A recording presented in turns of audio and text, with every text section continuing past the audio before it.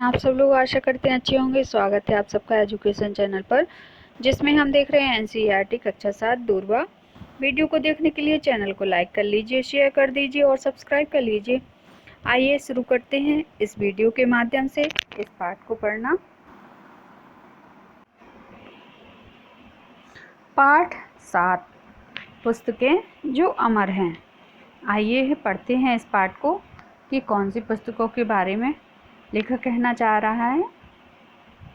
ये देखिए, कुछ राजा महाराजा जैसे मंत्री सिपाही जैसे खड़े दिख रहे हैं।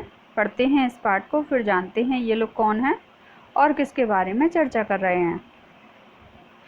कोई 2000 वर्ष हुए शी होंग ती नाम का एक चीनी सम्राट था। इनके नाम भी बड़े अजीब होते हैं। शी होंग ती। उसे अपने प्रजा से एक अजीब नाराज़गी थी कि लोग इतना पढ़ते क्यों हैं। बताओ, पढ़ना भी बुरा होता है क्या बच्चों? पढ़ने से तो हमें बहुत सारी जानकारी मिलती है। जिस चीज़ को हम जानते भी नहीं हैं उसके बारे में भी हम पढ़कर पता कर सकते हैं। और जो लोग किताबें पढ़ नहीं सकते हैं वे उन्हें सुनते क्यों हैं? अब देखो ज़रा, जिनको पढ़ना नहीं आता है वो कैसे भी जानकारी तो हासिल करेंगे ना। तो कुछ लोग सुनकर जानकारी हासिल करते होंगे। उसको विश्वास नहीं था कि अब तक जो पुस्तकें लिखी गई हैं वे चाहे इतिहास की हों या दर्शन शास्त्र की या फिर कथा कहानियों की, उनमें उसके पूर्वजों का ही गुणगान किया गया है। कौन जाने ऐसे लेखक भी हों जिन्होंने सम्राट को बुरा भला कहने की हिम्मत की हो। तो वह सोचता है कि ये चाहे जितनी भी किताबें लिखी गई हों उसमें उसके ही पूर्वजों का गुणगान किया गया है, लेकिन उसमें किसी को भला बुरा भी कहा गया होगा। शी सोंग ती का कहना था कि प्रजा को पढ़ने और उन बातों से क्या मतलब शी सोंग ती क्या सोचता था कि पुरानी बातों से तुम्हें क्या लेना देना। उसे तो चाहिए कस कर मेहनत करे। मतलब वो चाहता था मनुष्य सिर्फ मेहनत करे, चुपचाप राजा की आज्ञाओं का पालन करती जाए और कर चुकाती रहे। मतलब जो कुछ भी है सिर्फ मेहनत करे और आज्ञा का पालन करे। और कर मतलब जो वहाँ का पैसा रुपया जो भी कुछ कर होता है, कर मतलब जो भी टैक्स लगान जो भी कुछ लगाया जाता है उनके ऊपर वह चुकाती रहे और शांति से अपना काम करती रहे और किसी में दिमाग ना लगाए कि पहले क्या हुआ अब क्या हो रहा है, आसपास को जानने की कोशिश ना करे। फिर क्या था, उसने आदेश दिया कि सब पुस्तकें नष्ट कर दी जाएं। उन दिनों पुस्तकें ऐसी नहीं थी जैसी आज होती हैं।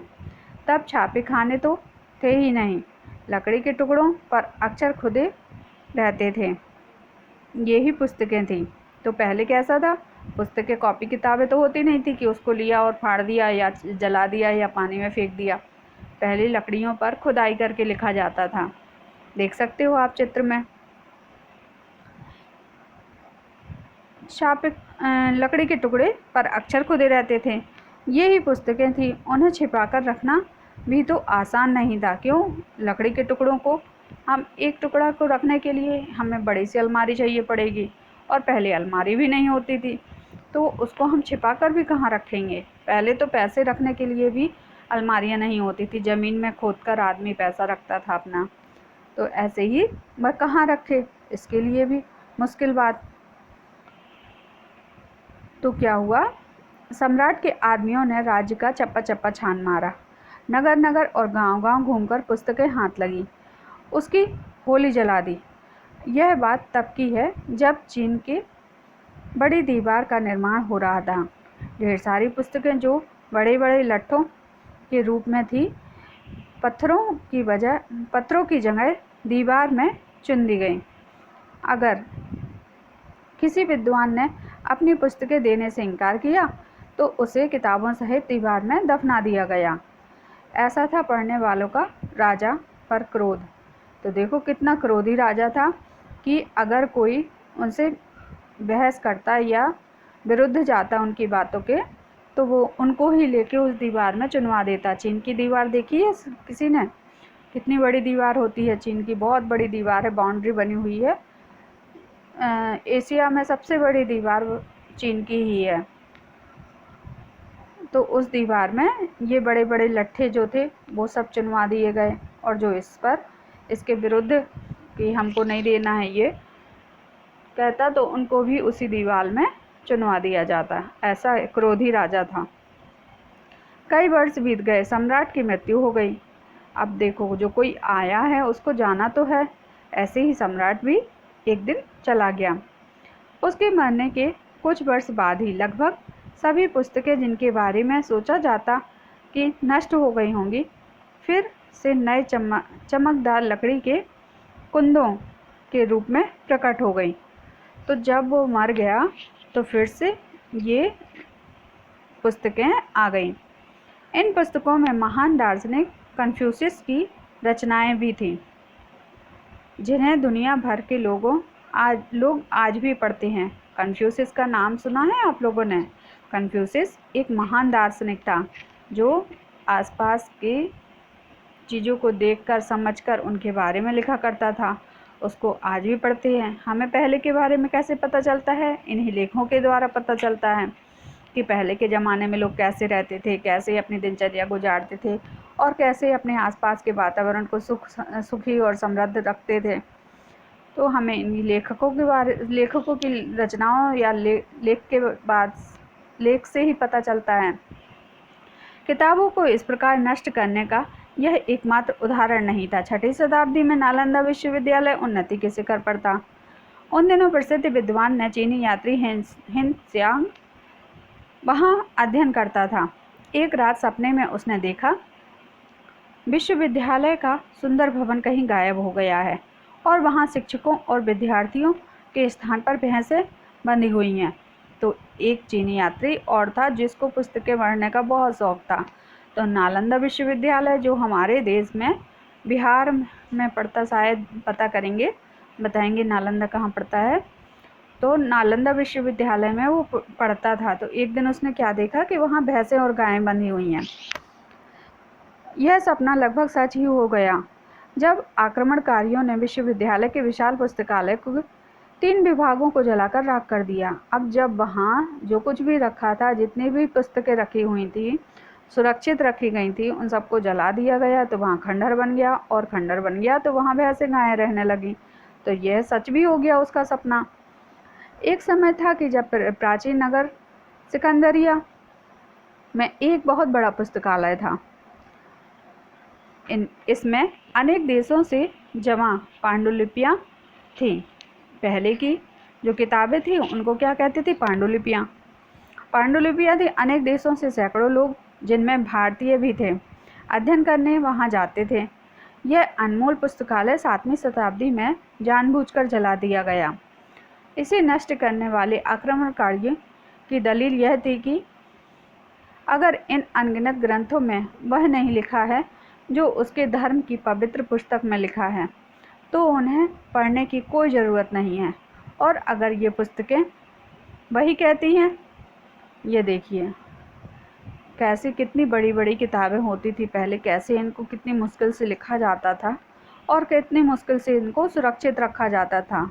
इनको रखने के लिए भी बहुत बड़ा स्थान चाहिए पड़ता था। और आज के समय में तो हमको एक छोटी सी पेन ड्राइव में ही जाने कितना बड़ा विशाल ग्रंथ, विशाल चीज़ों को पढ़ना और सुनने को मिल जाए, और एक छोटी सी किताब में भी बहुत कुछ पढ़ने को मिल जाता है जो उसके पवित्र ग्रंथ में ने पहले ही कह रखा है। तो उन पुस्तकों को रखने का कोई लाभ नहीं।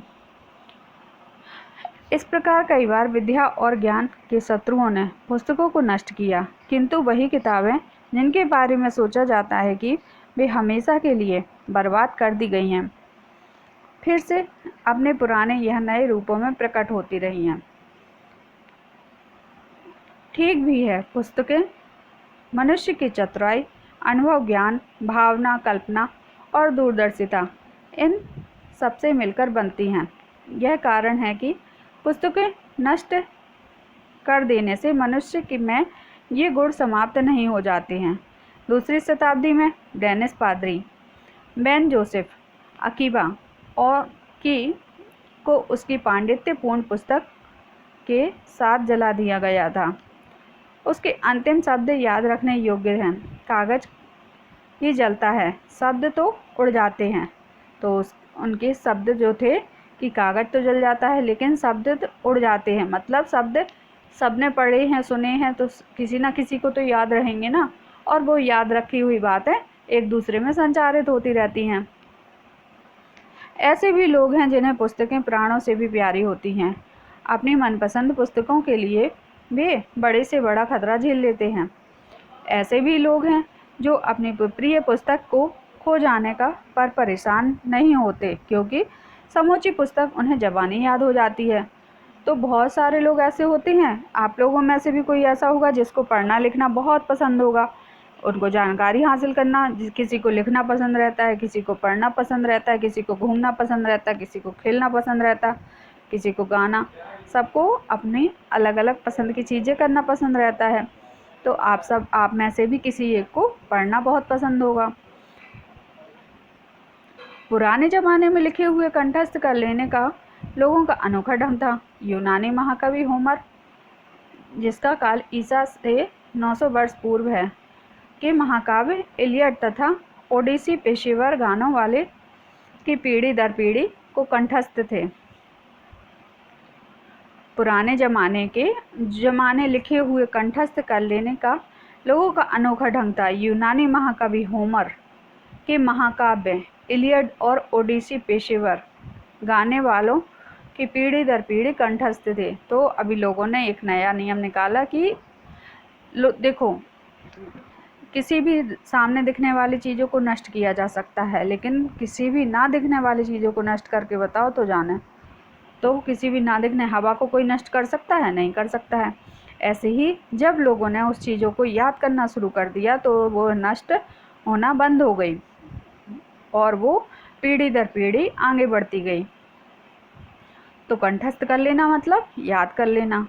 इन दोनों महाकाव्यों में कुल मिलाकर 28,000 पंक्तियाँ हैं। कुछ चारण तो इससे चौगुना याद कर सकते हैं। चारण किसको कहा जाता था? पहले ज़माने में कवियों को कहा जाता था। ये कवि कविताओं को याद करते थे और गांव-गांव में सुनाते थे, एक दूसरे को सुनाते थे। भारत में सदा से ही कई भाषाएं बोली जाती हैं, किंतु पुराने ज़माने में संस्कृत का प्रयोग सारे भारत में होता था।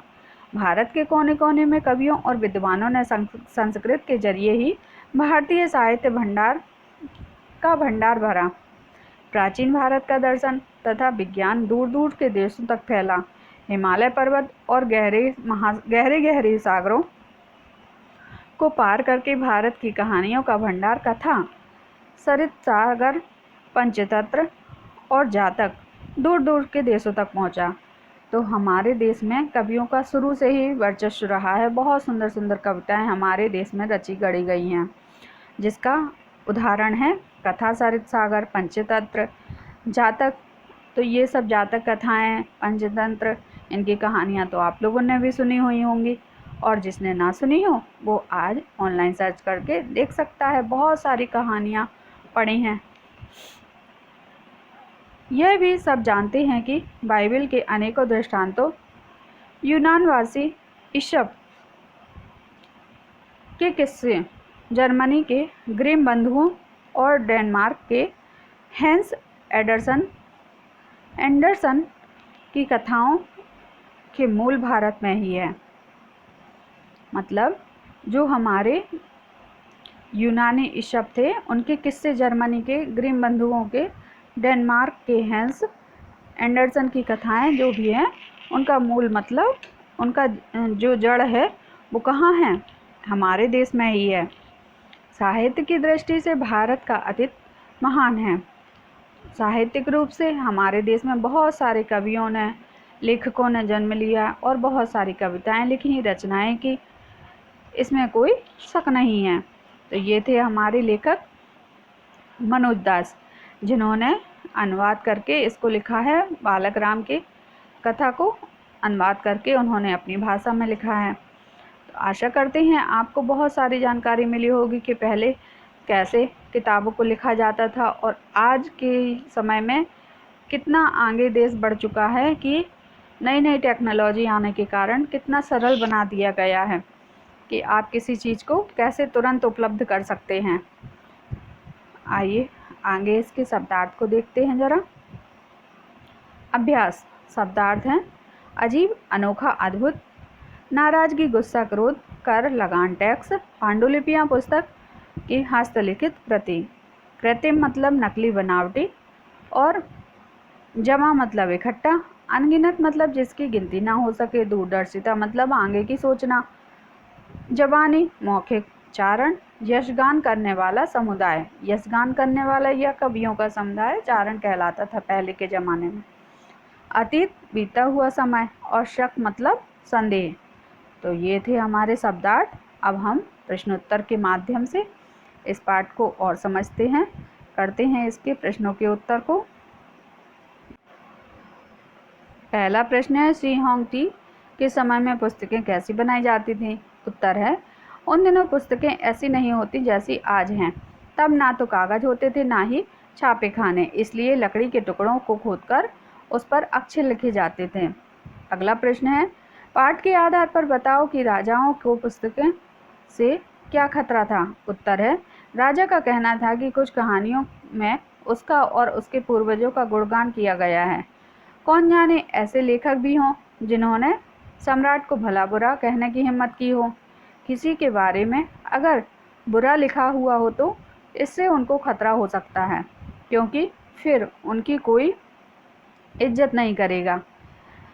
शी होंगटी का कहना था कि प्रजा को पढ़ने और उन बातों से क्या मतलब, उसे तो चाहिए कि कस कर मेहनत करे, चुपचाप राजाओं की आज्ञा का पालन करती जाए और कर चुकाती जाए। शांति तो बस ऐसे ही बनी रह सकती है। अगला प्रश्न है, पुराने समय में से ही अनेक व्यक्तियों ने पुस्तकों को नष्ट करने का प्रयास किया है। पाठ में से कोई 3 उदाहरण ढूंढकर लिखो। उत्तर है, सबसे पहले चीनी सम्राट शी होंगटी के नाम का एक उदाहरण देखते हैं। उसने अपने समय में राज्य में विद्यमान सभी पुस्तकों को जलवा दिया। जो पुस्तकें नहीं देता उसे दीवार में किताबों के सहित दफना दिया जाता। दूसरा उदाहरण 6वीं शताब्दी में नालंदा विश्वविद्यालय, इसे आक्रमणकारियों ने जला राख कर दिया। और तीसरा उदाहरण प्राचीन का नगर सिकंदरिया में स्थित एक बड़े पुस्तकालय का है। अगला प्रश्न है, बार बार नष्ट करने की कोशिश के बाद भी किताबें समाप्त नहीं हुई, क्यों? उत्तर है, कुछ पुस्तकें जिनके बारे में सोचा जाता है कि हमेशा के लिए बर्बाद कर दी गई हैं, फिर भी अपने पुराने या नए रूप में प्रकट होती रही हैं। कोई पुस्तकें मनुष्य की चतुराई, अनुभव, ज्ञान, भावना, कल्पना, दूरदर्शिता, इन सब से मिलकर बनती हैं। ऐसे भी लोग हैं जिन्हें पुस्तकें प्राणों से अधिक प्यारी हैं। अपने मनपसंद पुस्तकों के लिए वे बड़े से बड़ा खतरा झेल सकते हैं। ऐसे भी लोग जो अपने प्रिय पुस्तक को खो जाने पर परेशान नहीं होते, क्योंकि समूची पुस्तक उन्हें ज़बानी याद होती है। पुराने ज़माने में लिखे गए को कंठस्थ कर लेने का लोगों का अनोखा ढंग था। यूनानी महाकवि होमर, जिसका काल ईसा 9 से पूर्व है, के महाकाव्य इलियड और ओडिसी पेशेवर गाने वालों की पीढ़ी दर पीढ़ी को कंठस्थ थे। इन दोनों महाकाव्यों में कुल मिलाकर 28,000 पंक्तियां हैं। कुछ चारण तो इससे चौगुना याद कर सकते थे। यही कारण है कि पुस्तकें नष्ट करने के बाद भी समाप्त नहीं हुई। अगला प्रश्न है, किताबों को सुरक्षित रखने के लिए तुम क्या कर सकते हो? उत्तर है, हम किताबों को सुरक्षित रखने के लिए उन पर कवर चढ़ाते हैं, उनके लिए लकड़ी से शेल्फ बनवाते हैं ताकि किताबों को कोई नुकसान न पहुंचे। अगला प्रश्न है, पुराने समय में किताबें कुछ लोगों तक ही सीमित थीं। तुम्हारे विचार से किस चीज़ के आविष्कार से किताबें आम आदमी तक पहुंच सकी? उत्तर है, पुराने समय में पुस्तकें आम आदमी की पहुंच से इसलिए बाहर थीं क्योंकि वह लकड़ी के टुकड़ों या पत्थरों पर खोदकर बनाई जाती थी। उन्हें सुरक्षित और सब तक उठाकर ले जाने में बहुत मुश्किल होती थी। लेकिन अब कागज़ और इंटरनेट के आने के बाद सब बदल गया है। अब किताबें तो लोगों के फ़ोन में होती हैं। अगला प्रश्न है, खाली स्थान भरिए, सही शब्द चुनिए। तो साहित्य की दृष्टि से भारत का अतीत महान है। पुस्तकालय के 3 विभागों को जलाकर राख कर दिया गया। उसे किताबों सहित जमीन में दफना दिया गया। कागज जलता है, शब्द उड़ जाता है। पढ़ो और समझो। इनको बनाएंगे शब्दों को। शिल्प शिल्पकार, गीत गीतकार, संगीत संगीतकार और मूर्ति मूर्तिकार, रचना रचनाकार।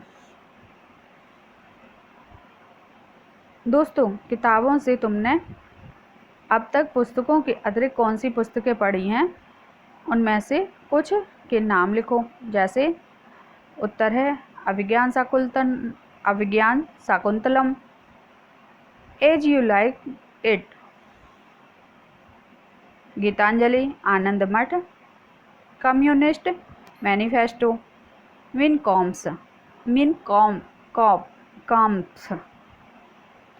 काम्फ बोलना भी कठिन है। प्रश्न है, क्या तुम किसी पुस्तकालय का या पत्रिका के सदस्य हो? उसका नाम लिखो। उत्तर है मैं हमारे शहर में प्रसिद्ध पुस्तकालय दिल्ली पब्लिक लाइब्रेरी का सदस्य हूँ। यह 1951 में यूनेस्को परियोजना के रूप में आरंभ की गई थी और उसका उद्घाटन प्रधानमंत्री पंडित जवाहरलाल नेहरू ने किया था। अपनी कहानी लिखो। मान लो कि तुम एक किताब हो। नीचे दिए गए जगह में अपनी कहानी लिखो इन शब्दों को चुनकर। तो यह कार्य आप करके देखो, आपको एक नई सीख मिलेगी।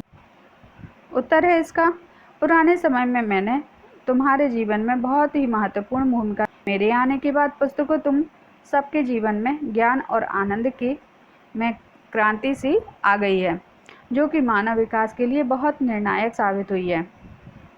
मैं तुम्हारे जीवन का आधार बन गई हूँ। मैं एक दोस्त की तरह तुम्हें जीवन में राह दिखाती हूँ। मेरे जीवन में कई परिवर्तन किए हैं। अगला प्रश्न है वाक्य विश्लेषण। किसी भी वाक्य को 2 अंग होते हैं, उद्देश्य और विधेय। वाक्य का विश्लेषण करने में वाक्य के इन दोनों खंडों की पहचान करो। तो उद्देश्य और विधेय को पहचान के लिखो जरा आप इन वाक्यों से। जैसे मोहन के गुरु जी श्याम पट पर प्रश्न लिख रहे हैं, तो इसमें बताइए उद्देश्य क्या है। इसमें उद्देश्य है मुख्य बोलने वाला जो है मोहन, और कर्ता कौन है? गुरुजी, क्योंकि श्याम पट पर कौन लिख रहा है? गुरुजी लिख रहे हैं।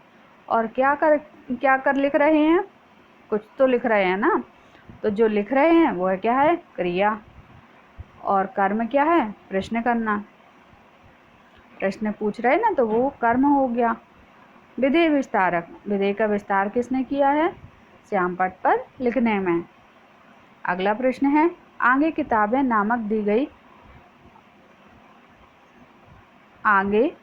नामक कविता दी गई है, उसे पढ़ो और आपस में चर्चा करो। यह कार्य छात्र स्वयं करके देखें। तो जाना हमने यहाँ से पुस्तकों के बारे में कि पुस्तकें हमारा कैसे मार्गदर्शन करती हैं और कैसे हमारे जीवन को सुगठित रखती हैं।